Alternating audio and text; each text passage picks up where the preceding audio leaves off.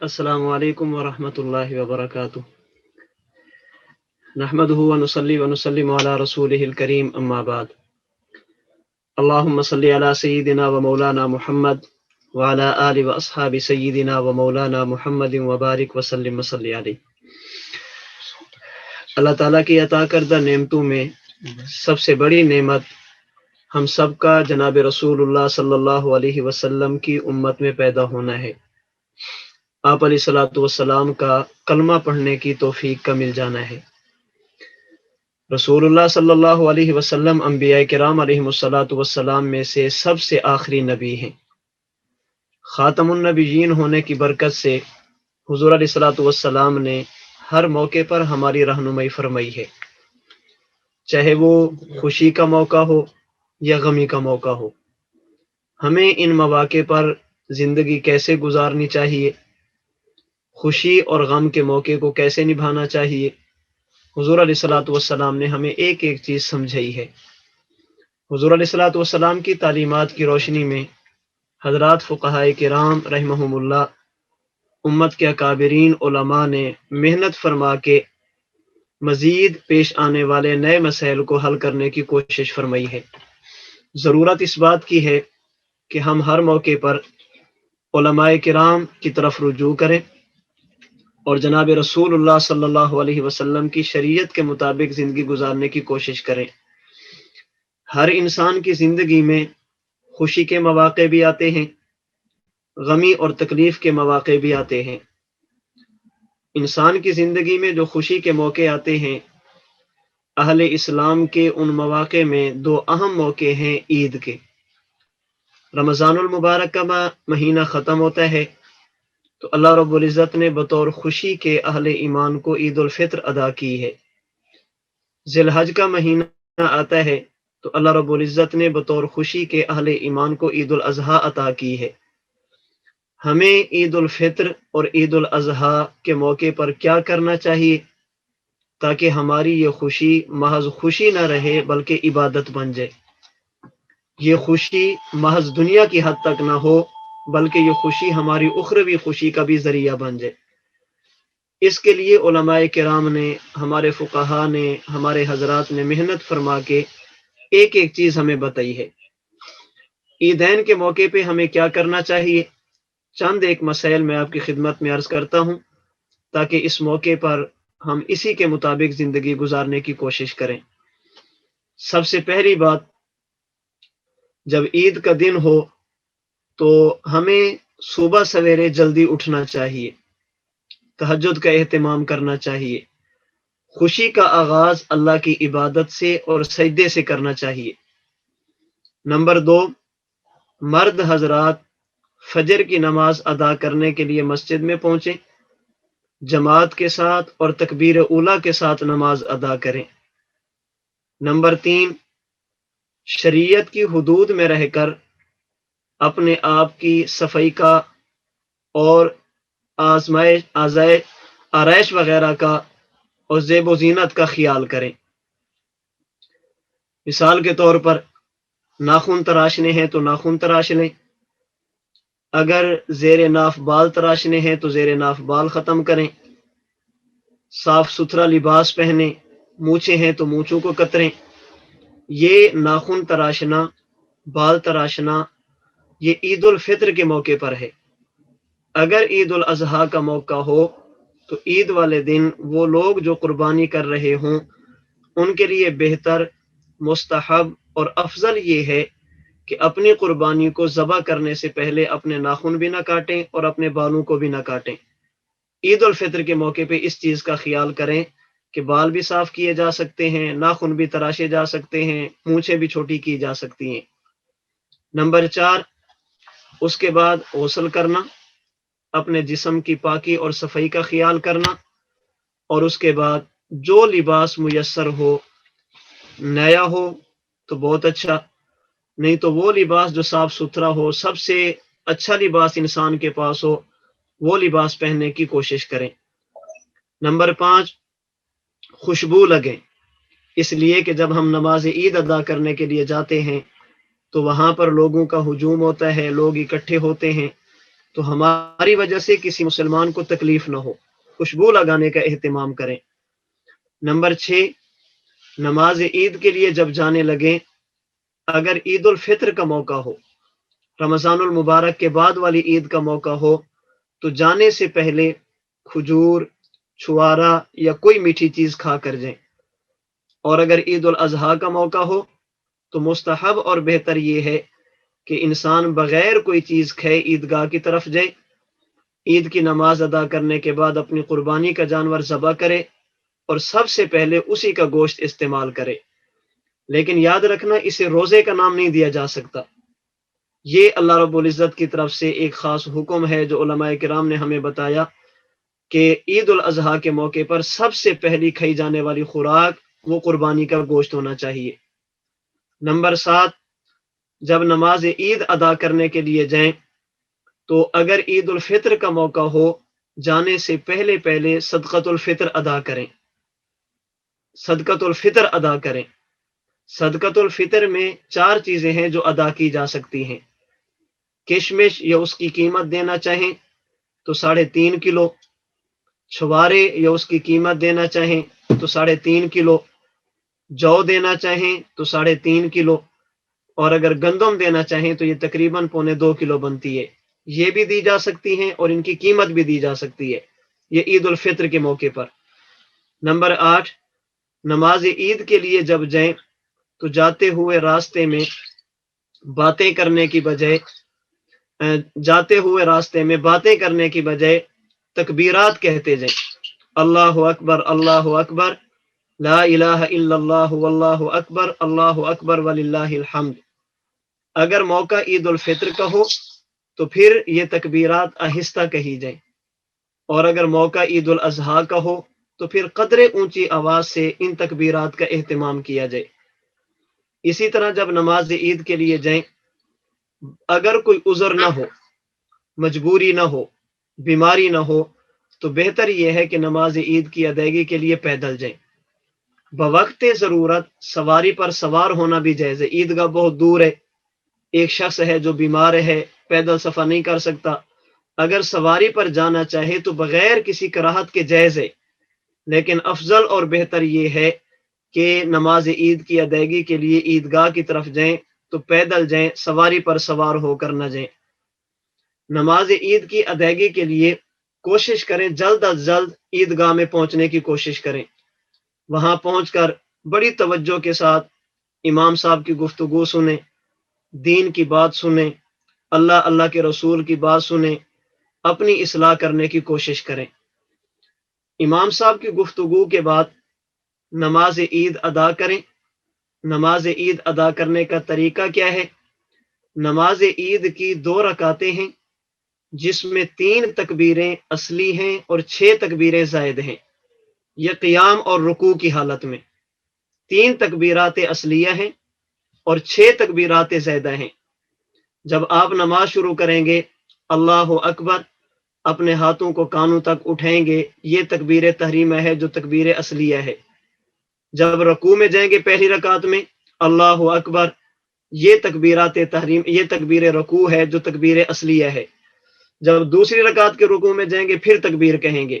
نماز شروع کرتے وقت پہلی رکعت کا رکوع اور دوسری رکعت کا رکوع، یہ 3 تکبیریں اصلیہ ہیں اور 6 تکبیریں اس میں زائد ہوتی ہیں۔ 6 تکبیریں اس میں زائد ہوتی ہیں، 3 تکبیریں پہلی رکعت میں اور 3 تکبیریں دوسری رکعت میں۔ پہلی رکعت میں جب آپ نماز شروع کریں گے، سبحانک اللہم و بحمدک و تبارک اسمک و تعالی جدک و لا الہ غیرک، یہاں تک پڑھنے کے بعد اپنے ہاتھوں کو اپنے کانوں تک اٹھائیں گے۔ پھر ہاتھوں کو باندھنا نہیں، چھوڑ دینا ہے۔ پھر ہاتھ اٹھائیں گے، ہاتھ اٹھا کر پھر دوبارہ چھوڑ دینے ہیں۔ تیسری مرتبہ جب ہاتھ اٹھائیں گے، ہاتھوں کو کانوں تک اٹھانے کے بعد ہاتھ باندھ لینے ہیں۔ 2 مرتبہ اللہ اکبر کہہ کر ہاتھ اٹھا کے چھوڑنے ہیں۔ تیسری مرتبہ ہاتھوں کو اٹھا کر ہاتھوں کو باندھ دینا ہے۔ اس کے بعد امام صاحب سورۃ الفاتحہ پڑھیں گے، دوسری سورت پڑھیں گے، رکوع میں جائیں گے۔ آپ نے امام کے پیچھے فاتحہ بھی نہیں پڑھنی، دوسری سورت بھی نہیں پڑھنی۔ جب دوسری رکعت کے لیے کھڑے ہوں گے تو سب سے پہلے امام صاحب سورت پڑھیں گے، فاتحہ پڑھیں گے، اس کے بعد دوسری سورت پڑھیں گے، پھر 3 تکبیریں زائد ہوں گی۔ 3 مرتبہ اپنے کانوں تک ہاتھ اٹھا کے چھوڑ دینے ہیں اور چوتھی مرتبہ بغیر ہاتھ اٹھے رکوع میں چلے جانا ہے۔ تو یہ 9 تکبیریں ہیں جو زائد ہیں، جنہیں ہم ان 2 رکعتوں میں ادا کرتے ہیں۔ پہلی رکعت کے شروع والی، اس کے بعد ولا الہ غیرک ثنا سے فارغ ہونے کے بعد 3 تکبیریں، یہ 4 ہو جائیں گی۔ اس کے بعد دوسری رکعت میں جب پہلی رکعت کے رکوع میں جائیں گے تو تکبیر 5 ہو جائیں گی۔ دوسری رکعت میں جب قرات سے فارغ ہوں گے تو 3 تکبیریں، یہ 8 ہو جائیں گی، اور دوسری رکعت کے رکوع کی تکبیر یہ 9 تکبیریں ہو جائیں گی۔ اب بات سمجھنا، احادیث مبارکہ میں بعض احادیث میں تکبیریں آتی ہیں 6 کہ عیدین کی 2 رکعتوں میں 6 تکبیریں، بعض روایات میں تکبیریں آتی ہیں 4، ایک رکعت میں حضور 4 تکبیریں فرماتے، 2 میں 8 فرماتے، اور بعض روایات میں تکبیریں آتی ہیں 9۔ بعض لوگوں کو غلط فہمی ہوتی ہے، وہ سمجھتے ہیں کہ دیکھیں 4 والی پہ عمل کریں، 8 والی پہ عمل کریں یا 9 والی پہ عمل کریں۔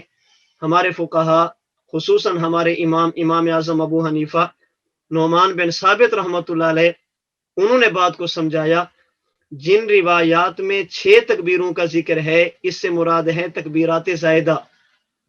پہلی رکعت میں قرات سے پہلے 3 تکبیریں اور دوسری رکعت میں قرات کے بعد 3 تکبیریں، یہ 6 مراد ہیں۔ اور جن روایات میں ہے کہ ایک رکعت میں 4 تکبیریں ہوتی، اس کا معنی یہ ہے کہ ایک تکبیر رکوع والی اور 3 تکبیر زائد، یہ 4 یوں بنتی ہیں۔ اور جن روایات میں 9 کا ذکر آتا ہے ان سے مراد یہ ہے کہ ایک تکبیر شروع والی اور 2 تکبیریں رکوع والی اور 6 تکبیریں زائد، تو یہ 9 تکبیریں بنتی ہیں۔ اس لیے ان روایات میں کسی قسم کا تعارض نہیں ہے، 6 والی بات بھی ٹھیک ہے، 8 والی بات بھی ٹھیک ہے، اور 9 والی بات بھی ٹھیک ہے۔ حضور علیہ الصلوۃ والسلام بھی یہ تکبیریں 6 فرماتے تھے زائد، بعض میں 9 کا ذکر ہے جن کی وضاحت میں نے عرض کر دی ہے۔ آپ کے صحابہ کرام رضی اللہ تعالی عنہم اجمعین وہ بھی زائد تکبیریں 6 فرماتے تھے، ان سے زائد نہیں کہتے تھے۔ چنانچہ حضرت امام ابو داؤد رحمۃ اللہ علیہ نے سنن ابی داؤد کی پہلی جلد صفحہ 170 پر حدیث مبارک نقل کی۔ حضرت سعید بن عاص رضی اللہ تعالی عنہ نے حضرت ابو موسیٰ اشعری اور سیدنا حذیفہ بن یمان رضی اللہ تعالی عنہما سے پوچھا، کیف کان رسول اللہ صلی اللہ علیہ وسلم یکبر فی الاضحیٰ والفطر، آپ جب نماز عید الاضحیٰ یا نماز عید الفطر ادا فرماتے تو آپ تکبیریں کیسے کہتے؟ ان حضرت ابو موسیٰ اشعری نے فرمایا، کان یکبر اربعا تکبیرۃ علی الجنائز، جناب رسول اللہ صلی اللہ علیہ وسلم جس طرح نماز جنازہ میں 4 تکبیریں فرماتے تو نماز عید الاضحیٰ اور نماز عید الفطر میں بھی 4 تکبیریں فرماتے۔ فقال حذیفہ رضی اللہ تعالی عنہ صدقہ، حضرت حذیفہ نے فرمایا کہ لوگوں، حضرت ابو موسیٰ اشعری بات بالکل ٹھیک فرما رہے، جناب رسول اللہ صلی اللہ علیہ وسلم نماز جنازہ میں بھی 4 تکبیریں فرماتے اور حضور علیہ الصلوۃ والسلام نماز عید الاضحیٰ اور عید الفطر میں بھی 4 تکبیریں فرماتے۔ فقال ابو موسیٰ کذالک کنت اکبر فی البصرہ، حضرت ابو موسیٰ اشعری فرماتے کہ جس طرح حضور کا مبارک عمل 4 تکبیرات کا تھا، میرا عمل بھی 4 تکبیروں کا ہے۔ تو حضرت ابو موسیٰ اشعری مسئلہ بتا رہے ہیں بطور دلیل کہ اللہ کے نبی کا عمل پیش کر رہے ہیں اور اس پر اپنا عمل بھی پیش کر رہے ہیں، اور سیدنا حذیفہ رضی اللہ تعالی عنہ ان کی تصدیق بھی فرما رہے ہیں۔ اس سے معلوم ہوا کہ جس طرح ہم نماز جنازہ پڑھتے ہیں اس میں تکبیریں 4، جب نماز عید الاضحیٰ اور عید الفطر پڑھیں گے تو اس میں بھی تکبیریں ایک رکعت میں 4 ہوں گی۔ وہ 4 کیسے؟ ایک تکبیر ہوگی رکوع والی اور 3 تکبیریں ہوں گی زائد، پہلی رکعت میں قرات سے پہلے اور دوسری رکعت میں قرات کے بعد، یہ 4 تکبیریں ہیں۔ الحمدللہ ہم اہل سنت والجماعت احناف جو نماز جنازہ میں 4 تکبیریں کہتے ہیں، وہ صرف ہمارے امام کا مسئلہ نہیں، اللہ کے نبی کا مبارک عمل موجود ہے۔ ہم اہل سنت والجماعت احناف جو نماز عید الاضحیٰ اور عید الفطر میں تکبیر تحریمہ کے علاوہ رکعت میں 4 تکبیریں کہتے ہیں، ان کا ذکر بھی حدیث مبارک میں ہے۔ اسی طرح امام طحاوی رحمۃ اللہ علیہ نے سنن طحاوی کی دوسری جلد صفحہ 371 پر حدیث مبارک نقل کی۔ صحابہ کرام رضی اللہ تعالی عنہما فرماتے ہیں، صلی بنا النبی صلی اللہ علیہ وسلم یوم عید، اللہ کے نبی نے ہمیں عید والے دن نماز پڑھی، فکبر اربعا و اربعا، آپ نے پہلی رکعت میں بھی 4 تکبیریں فرمائی اور آپ نے دوسری رکعت میں بھی 4 تکبیریں فرمائی۔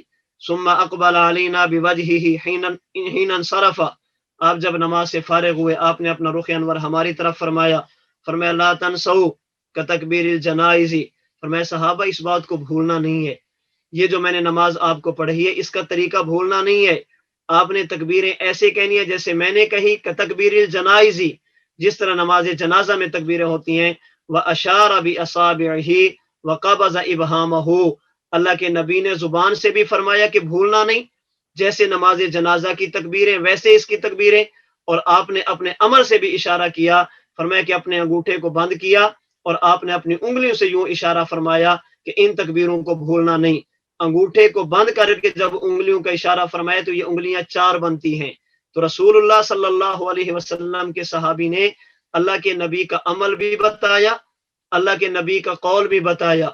بعض لوگ اس سے زائد تکبیریں کہتے ہیں، کسی امام کی تقلید بھی نہیں کرتے، کسی امام کی تقلید کرنے کو اچھا بھی نہیں سمجھتے، اور جو لوگ تقلید کرتے ہیں انہیں مومن سمجھنے کے لیے بھی تیار نہیں، وہ ہر موقع پہ امت میں اختلاف ڈالنے کی کوشش کرتے ہیں، ہر موقع پر انتشار پھیلانے کی کوشش کرتے ہیں، اس موقع پر وہ بعض ایسی احادیث پیش کرتی ہیں جو درجہ صحت کو نہیں پہنچتی، سند کے اعتبار سے قابل اعتماد نہیں ہے، سند کے اعتبار سے صحیح نہیں ہے، اور ان کے ہاں ضعیف حدیث قابل قبول بھی نہیں ہے، وہ بعض ایسی روایات پیش کرتے ہیں، میں ابھی فی الحال ان کی سندوں کی طرف نہیں جاتا کہ ان کی اسناد کیسی ہیں، ان کے بارے میں محدثین کا فیصلہ کیا ہے، فقہا کا فیصلہ کیا ہے، میں موٹی سی بات عرض کرتا ہوں کہ اب دیکھیں اگر ان کی بات مان لی جائے، حضور علیہ الصلوۃ والسلام نے 6 سے زائد تکبیریں کہی ہیں، اللہ کے نبی نے 9 سے زائد تکبیریں کہی ہیں، اگر کوئی ایسی حدیث پیش کریں، ہم کہتے ہیں عمل ان روایات پہ کرنا ہے جن میں ایک رکعت میں 4 تکبیروں کا ذکر ہے اور 2 رکعت میں 8 تکبیروں کا ذکر ہے، تکبیر تحریمہ کو ملیں تو 9 کا ذکر ہے، اس پر عمل کیوں کرنا ہے، باقی کو کیوں چھوڑنا ہے؟ ایک تو اس کی وجہ یہ ہے کہ وہ روایتیں سند کے اعتبار سے کمزور ہیں، اور جن پر ہم عمل کرتے ہیں الحمدللہ وہ سند کے اعتبار سے مضبوط اور سند کے اعتبار سے صحیح ہے۔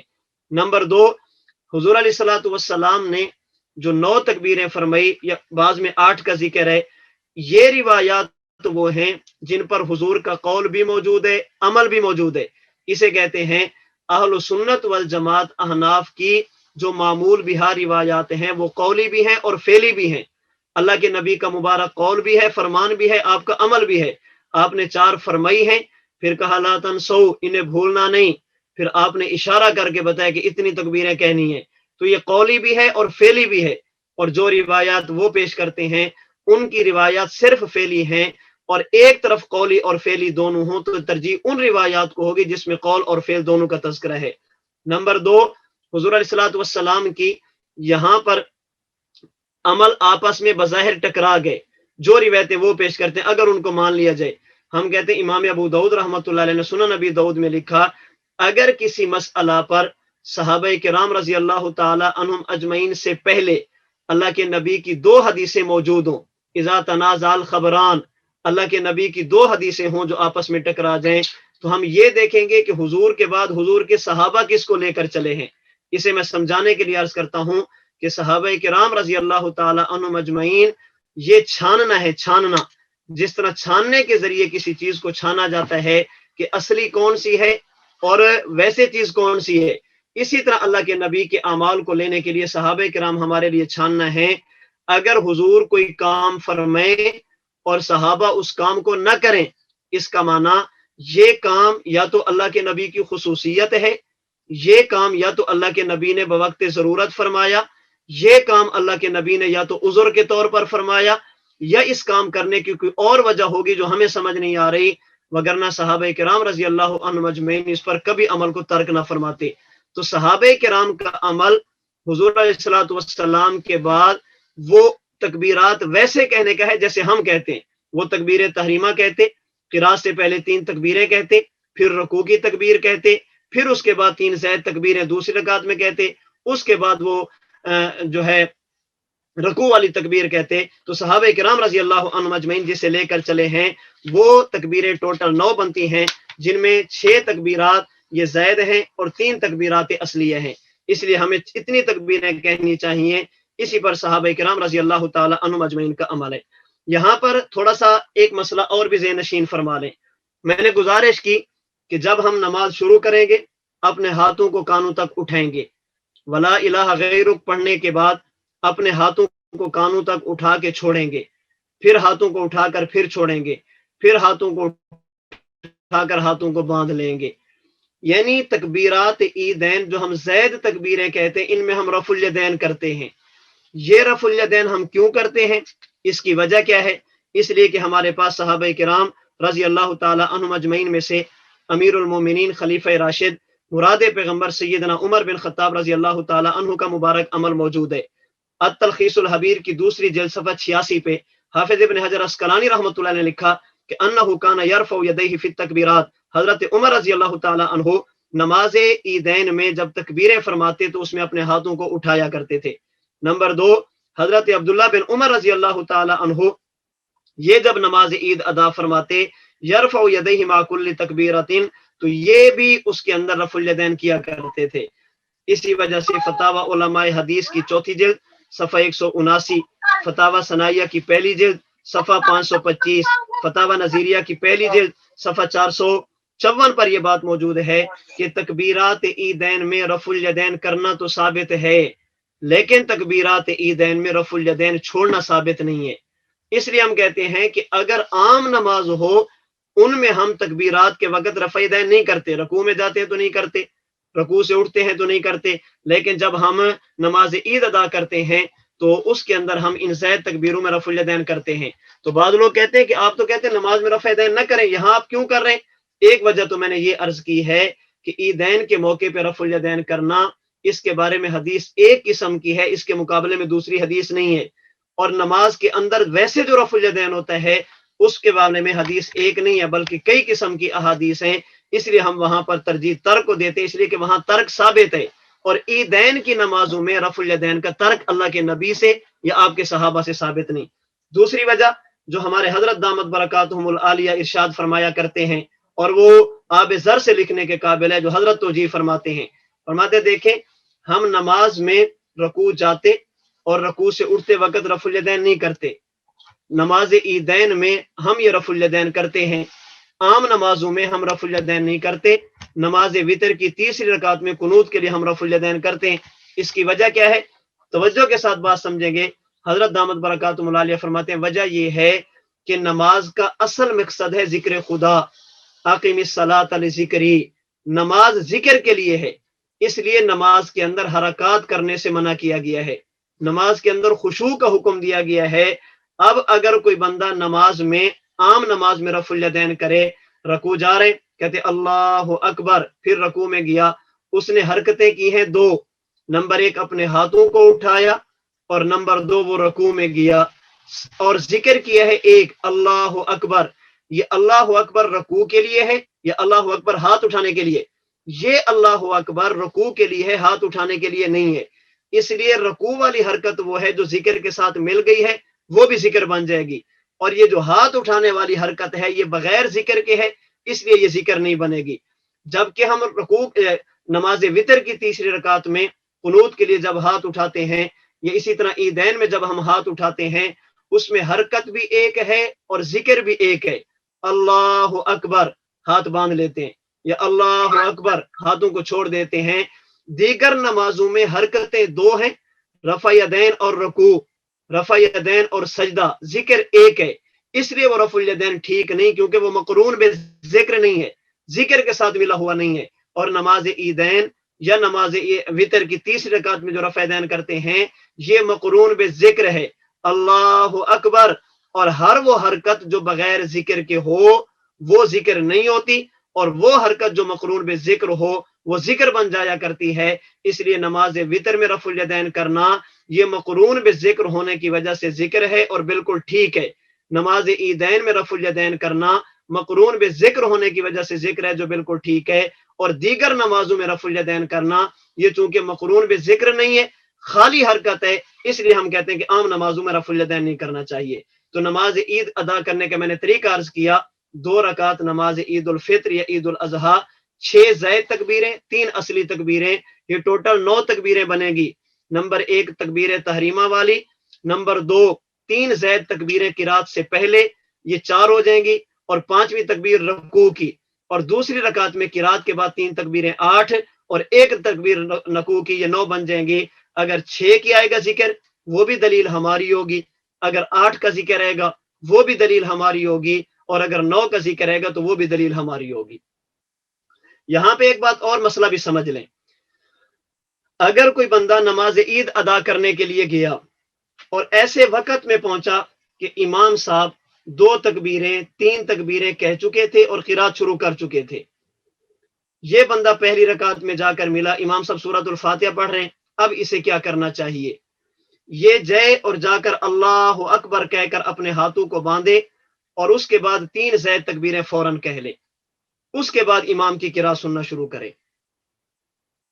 اگر امام کے پاس یہ اس وقت پہنچا جب امام صاحب رکوع میں جا چکے تھے، قیام نہیں تھا، اب اگر یہ قیام کی حالت میں 3 زائد تکبیریں کہہ کر امام کے ساتھ رکوع میں مل سکتا ہے تو 3 زائد تکبیریں کہے اور رکوع میں مل جائے، اور اگر اسے خدشہ ہے کہ میں نے 3 زائد تکبیریں کہی تو امام صاحب رکوع سے اٹھ جائیں گے، اب یہ کیا کرے؟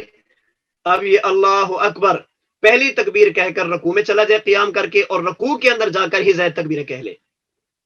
یعنی اگر امام قیام کی حالت میں ہو تو یہ قیام کی حالت میں تکبیریں کہہ لے، اگر امام رکوع کی حالت میں ہو یہ قیام میں تکبیریں کہہ کر مل سکتا ہے تو مل جائے، اگر نہیں مل سکتا تو پھر یہ رکوع کے اندر جا کر ان تکبیروں کو کہہ دے۔ اگر کسی بندے کی نماز عید کے موقع پر 1 رکعت رہ جائے، وہ کیسے ادا کرے؟ اب اس کے ادا کرنے کے دونوں طریقے ہیں جو ہمارے علماء نے لکھے ہیں، ان میں سے کسی طریقے پر بھی ادا کرے۔ ایک طریقہ، امام صاحب نے سلام پھیرا، یہ اٹھے، سبحانک اللہم و بحمدک و تبارک اسمک و تعالی جدک و لا الہ غیرک، یہاں تک پڑھ کر 3 زائد تکبیریں کہے، فاتحہ پڑھے، دوسری سورت پڑھے، رکوع سجدہ، آخر میں سلام پھیر دے۔ اور دوسرا طریقہ یہ کہ فاتحہ اور سورت پڑھنے کے بعد 3 زائد تکبیریں کہے، پھر رکوع میں جائے، یعنی اگر پہلی رکعت کتنا پڑھنا چاہے تب بھی پڑھ سکتا ہے، دوسری کتنا پڑھنا چاہے تب بھی پڑھ سکتا ہے۔ تو نماز عید ادا کریں اور سنت کے مطابق ادا کریں، صحابہ کرام رضی اللہ تعالی عنہم اجمعین کے طریقے کے مطابق ادا کریں۔ نماز عید کے لیے کوشش فرمائیں کہ نماز عید یہ کسی بڑے گراؤنڈ میں ادا کریں، عیدگاہ میں ادا کریں۔ اگر کوئی عذر اور مجبوری ہے تو جامع مسجد میں ادا کریں، اگر کوئی عذر اور مجبوری ہے تو ایک علاقے کی کئی مساجد میں بھی ادا کی جا سکتی ہے، اگر کوئی عذر اور مجبوری ہو تو یہ نماز اپنے گھر میں بھی ادا کی جا سکتی ہے۔ جس طرح اللہ پاک حفاظت فرمائے، اللہ آسانی والا معاملہ فرمائے، حالات چل رہے ہیں، آئندہ بھی اگر اس طرح کے حالات پیدا ہو جائیں تو ہم کیا کریں؟ تو اس کے بارے میں ذہن میں رکھیں کہ اگر حکومت کی طرف سے نماز عید ادا کرنے پر پابندی نہ ہو تو عیدگاہ میں پڑھیں، عیدگاہ میں پابندی ہے تو جامع مسجد میں پڑھیں، جامع مسجد میں بھی لوگوں کو اکٹھا نہیں ہونے دیا جاتا، اپنی مسجد میں پڑھیں، اگر مسجد میں بھی پابندی ہو تو پھر اپنے گھر میں پڑھیں۔ ایک محلے کے لوگ ایک گھر میں اکٹھے ہو جائیں، اکٹھے ہو کر نماز عید ادا کریں تو ادا کی جا سکتی ہے۔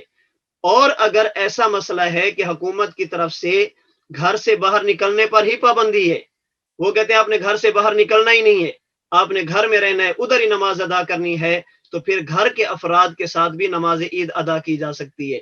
اس میں بہتر یہی ہے کہ کم از کم 3-4 بندے ہوں، اگر بوقت ضرورت مجبوری کی وجہ سے ایک بندہ بھی ہو تو نماز عید ہو جائے گی۔ باقی اس کے بارے میں ہمارے حضرت دامت برکاتہم العالیہ نے جہاں ہر موقع پر ہماری رہنمائی فرمائی ہے، اس بارے میں بھی حضرت کا فتویٰ موجود ہے جو ہماری ویب سائٹ پر ہوگا، یا آپ رابطہ کر لیں گے، آپ کو فتویٰ مل جائے گا انشاءاللہ کہ لاک ڈاؤن کی صورت میں ہم نماز کیسے ادا کریں، اگر پابندی ہو تو کیا کریں، کیا کرنا چاہیے، وہ سارا طریقہ حضرت دامت برکاتہم العالیہ نے محبت اور شفقت والا معاملہ فرما کر حل فرما دیا۔ اب ضرورت اس بات کی ہے کہ ہم اسی کے اندر ہی ہم اسی کو لیں اور اسی کے مطابق پھر عمل کرنے کی کوشش کریں۔ نماز عید اگر کسی کی رہ جائے، ایک بندہ نماز عید نہیں پڑھ سکا تو نماز عید کی قضا نہیں ہے، نماز عید کو قضا نہیں کر سکتا، بس رہ گئی ہے تو سو رہ گئی ہے، اس کے بعد توبہ اور استغفار کرے۔ نماز عید ادا کرنے کے بعد یہاں پہ چلیں، ایک مسئلہ میں اختصار کے ساتھ اور بھی عرض کر دیتا ہوں۔ خواتین نماز عید کی ادائیگی کے لیے عیدگاہ یا مسجد میں آ سکتی ہیں یا نہیں؟ یاد رکھنا، احادیث مبارکہ میں خواتین کے مساجد کی طرف آنے کے بارے میں کئی قسم کی احادیث ہیں، اور فقہا کا یہی کمال ہوتا ہے، تفقہ فی الدین جنہیں حاصل ہو ان کی یہی خوبی ہوتی ہے کہ وہ ایک مسئلے کی تمام احادیث کو سامنے رکھتے ہیں اس کے بعد کوئی فیصلہ کرتے ہیں، اس کے بعد مسئلہ امت کے سامنے رکھتے ہیں۔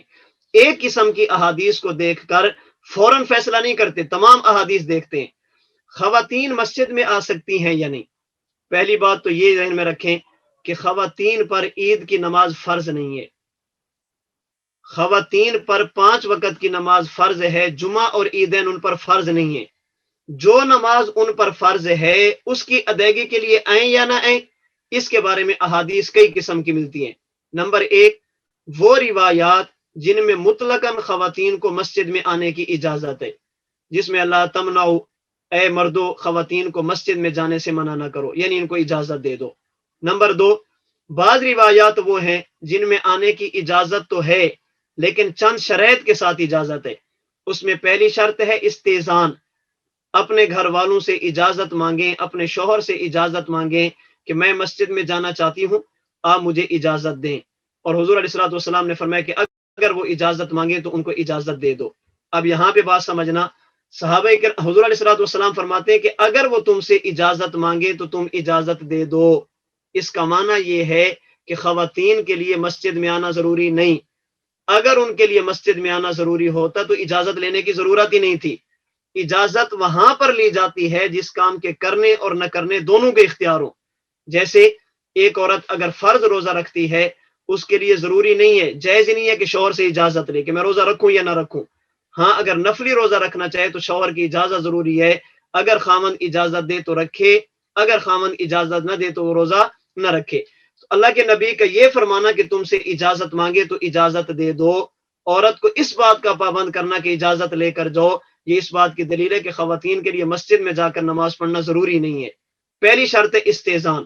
نمبر 2، روایات اور احادیث میں ہے کہ یہ وقت رات کا ہو، یعنی دن کی نمازوں میں نہ جائیں بلکہ رات کی نمازوں میں جائیں۔ نمبر 3، پردے کا اہتمام کر کے جائیں۔ نمبر 4، زیب و زینت اختیار نہ کریں، خوشبو لگا کر نہ جائیں۔ نمبر 5، مردوں کے ساتھ اختلاط نہ ہو، جانے کا راستہ ان کا الگ ہو، مردوں کا الگ ہو، وہاں پر مرد آگے صفوں میں، یہ پچھلی صفوں میں۔ اگر سجدے میں جائیں تو مرد خواتین پہلے جائیں، مرد بعد میں جائیں۔ سجدے سے اٹھیں تو مرد پہلے اٹھیں، خواتین بعد میں اٹھیں۔ جب نماز ختم ہو جائے تو یہ فوراً اٹھ کر چلی جائیں، مردوں کے ساتھ اختلاط نہ ہو۔ چھٹی شرط یہ ہے کہ فتنے اور فساد کا خدشہ نہ ہو۔ 7ویں شرط یہ ہے کہ ان کی آواز اونچی نہ ہو۔ اگر یہ 7 شرطیں پائی جائیں تو بوقت اجازت یہ مسجد میں جا سکتی ہیں، اگر یہ شرطیں نہ پائی جائیں تو یہ مسجد کے اندر نہیں جا سکتی۔ تیسری قسم کی احادیث ہیں کہ اگر یہ شرطیں پائی جائیں، یہ ساری شرطیں موجود ہوں، یعنی اجازت بھی ہے، پردہ بھی ہے، زیب و زینت بھی نہیں ہے، مردوں کے ساتھ اختلاط بھی نہیں ہے، فتنے اور فساد کسی قسم کا کوئی ڈر نہیں ہے کہ فتنے کا خطرہ ہوگا، آواز بھی اونچی نہ ہو، رات کا وقت، تو ساری شرطیں پائی جائیں، ان عورتوں کے لیے مسجد میں جانا جائز تو ہے، لیکن بہتر یہ ہے کہ اپنے گھر کے اندر یہ نماز پڑھیں، اور گھر کے بھی ایسی جگہ پر نماز پڑھیں جہاں پر کسی کی نگاہ نہ پڑتی ہو۔ نماز کا مقصد ہے اللہ سے اجر لینا، تو ایسا کام کرنا چاہیے کہ اجر زیادہ ملے۔ خواتین اگر مسجد میں جا کر نماز ادا کریں گی تو اجر کم ہے، اور اگر اپنے گھر میں نماز ادا کریں گی تو اجر زیادہ ہے۔ تو امت کو زیادہ اجر کی ضرورت ہے، اس لیے ان کو تھوڑے اجر کی طرف لے کر نہیں جانا چاہیے۔ اور یہ بھی اس وقت ہے جب نماز وہ جو ان پر فرض ہے، عید کی نماز تو ان بیچاریوں پر فرض ہی نہیں ہے، اس لیے ان کو لے کر جانا یہ بات بالکل ٹھیک نہیں ہے۔ حضور علیہ الصلوۃ والسلام کے پاس حضرت ام حمید سعدیہ آئی ہیں، مسند احمد کی روایت، حضور میرا دل کرتا ہے میں آپ کی اقتداء میں مسجد نبوی میں نماز ادا کروں۔ آپ نے ارشاد فرمایا، میں مفہوم عرض کرتا ہوں وقت کی اختصار کی وجہ سے، آپ نے ارشاد فرمایا اگر تم اپنے محلے کی مسجد میں نماز پڑھو گی تمہیں ثواب زیادہ ملے گا، میرے پیچھے مسجد نبوی میں نماز پڑھو گی تو تمہیں اجر تھوڑا ملے گا۔ پھر فرمایا کہ اگر تم گھر کے صحن میں نماز پڑھو گی تو اجر زیادہ ملے گا، اگر محلے کی مسجد میں پڑھو گی تو اجر کم ملے گا۔ پھر فرمایا کہ اگر برآمدے میں نماز پڑھو گی تو اجر زیادہ ملے گا، اگر صحن میں نماز پڑھو گی تو اجر کم ملے گا۔ پھر فرمایا کمرے میں نماز پڑھو گی تو اجر زیادہ ملے گا، برآمدے میں نماز پڑھو گی تو اجر کم ملے گا۔ پھر فرمایا کہ کمرے کے اندر بھی ایسی جگہ پر جو بالکل تاریک ہو، جہاں پر کسی کی نگاہ نہ پڑتی ہو، وہاں پر پڑھو گی تو اجر زیادہ ملے گا، ویسے کھلی جگہ پر پڑھو گی تو اجر زیادہ ملے گا۔ خلاصہ یہ ہے کہ اپنے گھر کے تاریک کونے میں اکیلے نماز پڑھنے پر جو تمہیں اجر ملے گا وہ مسجد نبوی میں مجھ محمد کے پیچھے نماز پڑھنے پر بھی تمہیں نہیں ملے گا صلی اللہ علیہ وسلم۔ حضور فرماتے ہیں کہ گھر نماز پڑھو، تمہارے لیے وہ بہتر ہے۔ وہ چونکہ صحابیہ تھی، ان کو بات سمجھ آ گئی، انہوں نے اپنے گھر کے کونے میں ایک جگہ مقرر کی اور موت تک اسی جگہ پہ نماز ادا کرتی رہی۔ اس کے بعد حضور کی اقتداء میں نماز ادا کرنے کے لیے مسجد میں نہیں گئی۔ تو اللہ کے نبی بار بار فرما رہے ہیں کہ گھر میں پڑھو، گھر میں پڑھو، گھر میں پڑھو، اجر زیادہ ہے۔ اس لیے یہ ہمیں چاہیے کہ ہم خواتین کو عید گاہوں کی طرف نہ لے جائیں، بس وہ اپنے گھر کے کاموں میں رہیں، گھر میں رہیں، کھانے پینے کا انتظام کریں۔ باقی کسی کو غلط فہمی ہو سکتی ہے کہ بخاری شریف کی روایت میں تو سیدہ ام عطیہ رضی اللہ تعالی عنہ کی روایت ہے کہ حضور نے ہمیں حکم دیا کہ ہم عید گاہوں کی طرف جائیں، اللہ کے نبی نے ہمیں حکم دیا۔ امرنا کے الفاظ ہیں، ہم کہتے ہیں امر ہر جگہ پر وجوب کے لیے نہیں آتا، کبھی کبھی صرف گنجائش بتانے کے لیے بھی آتا ہے کہ اگر ایسا کرنا چاہیں تو کر سکتے ہیں، جیسا کہ بخاری شریف وغیرہ کے اندر بھی ایسی روایات موجود ہیں جس میں امر کا صیغہ ہے لیکن وہاں پر مراد وجوب نہیں ہے بلکہ وہاں پر اباحت مراد ہے۔ جیسے حضور علیہ السلام تشریف لے گئے، عورتوں کو صدقہ کرنے کا حکم دیا، فَأَمَرَهُنَّ، آپ نے ان کو حکم دیا، صفحہ 119 پر پہلی جلد میں۔ اب اللہ کے نبی ان کو حکم دے رہے ہیں لیکن وہ صدقہ نفلی تھا، صدقہ وجوبی نہیں تھا، اس لیے یہاں پر بھی امر اباحت کے لیے ہے، یہ امر وجوب کے لیے نہیں ہے۔ باقی حضور نے کیوں فرمایا؟ ہمارے علماء فرماتے ہیں اللہ کے نبی کثرت دکھانا چاہتے تھے، ابتدائی چونکہ دور تھا، اپنی ایک شان و شوکت کا اظہار کرنا چاہتے تھے اور زمانہ بھی خیر کا تھا، فتنے اور فساد کا دور نہیں تھا، اس لیے گنجائش کی حد تک بات تھی، وگرنہ اللہ کے نبی کی خواہش یہ تھی کہ خاتون گھر میں رہیں، عورتیں گھروں میں رہیں، عید گاہوں کی طرف یا مساجد کی طرف نہ جائیں۔ چوتھی قسم کی روایات وہ ہیں جن میں صحابہ کرام رضی اللہ عنہم اجمعین نے سراحتاً حضور علیہ السلام کے صحابہ نے صراحتاً خواتین کو مسجد کی طرف جانے سے منع فرمایا۔ ان میں سیدنا عبداللہ بن مسعود بھی ہیں، سیدنا عبداللہ بن عمر بھی ہیں رضی اللہ تعالی عنہم اجمعین، جو بڑی تاکید کے ساتھ کہتے تھے کہ خواتین عید گاہوں کی طرف نہ جائیں۔ تو اگر جانے کی اجازت ہوتی، امی عائشہ ہیں، عبداللہ بن مسعود ہیں، عبداللہ بن عمر ہیں رضی اللہ عنہم اجمعین، یہ کبھی خواتین کو مساجد میں اور عیدگاہوں کی طرف جانے سے منع نہ فرماتے۔ تو ہمیں عیدین کے موقع پر شریعت کا خیال کرنا چاہیے، عیدین کے موقع پر سنت کا اہتمام کرنا چاہیے اور عیدین کے موقع پر شریعت کی حدود میں رہ کر خوشی کا اظہار کریں، گھر والوں پر وسعت کریں، چھوٹے بچوں کے ساتھ خوشی میں شریک ہوں، کھانے پکانے، یہ ساری چیزیں عید کے موقع پہ کی جا سکتی ہیں، لیکن سنت کو نہیں چھوڑنا چاہیے، شریعت کو نہیں چھوڑنا چاہیے۔ مرد حضرات نماز عید ادا کریں سنت کے مطابق، خواتین گھر میں رہیں شریعت کے مطابق۔ یہ چند ایک مسائل میں نے عیدین کے حوالے سے عرض کیے ہیں۔ رب العالمین مجھے اور آپ کو ہر موقع پر شریعت اور سنت کا خیال رکھنے کی توفیق عطا فرمائے۔ رب العالمین ہم سب کو ہر موقع پر سنت کا پابند بنے۔ اللہ تعالیٰ مجھے اور آپ کو امت مسلمہ کو ایسی خوشیاں بار بار نصیب فرمائے۔ اللہ دنیا میں بھی عیدیں عطا فرمائے، اللہ قیامت کے دن بھی عید عطا فرما دیں، اللہ دنیا میں بھی خوشیاں دیں، اللہ آخرت میں بھی خوشیاں عطا فرمائے۔ باقی ہم اس موقع پر اپنے حضرت کے لیے دعا بھی کریں اور جتنا ان کے ساتھ ہم ساتھ دے سکتے ہیں ان کا ساتھ دیں، جنہوں نے ہر موقع پر ہر قسم کے مسائل میں ہماری رہنمائی کرنے کی فکر فرمائی ہے، کوشش فرمائی ہے۔ اللہ رب العزت انہیں بھی ہمیشہ خوشیاں عطا فرمائے۔ اللہ ہمارے حضرت کو ہر قسم کے شر سے محفوظ فرمائے۔ اللہ ان کی جان مال عزت آبرو کی حفاظت فرمائے۔ اللہ ان کو ڈھیروں خوشیاں عطا فرمائے، کبھی غموں کا سایہ بھی حضرت پر نہ آئے۔ اللہ تعالی ہماری خوشیاں بھی ان کو عطا فرمائے۔ وآخر دعوانا ان الحمد للہ رب العالمین۔ السلام علیکم ورحمۃ اللہ وبرکاتہ۔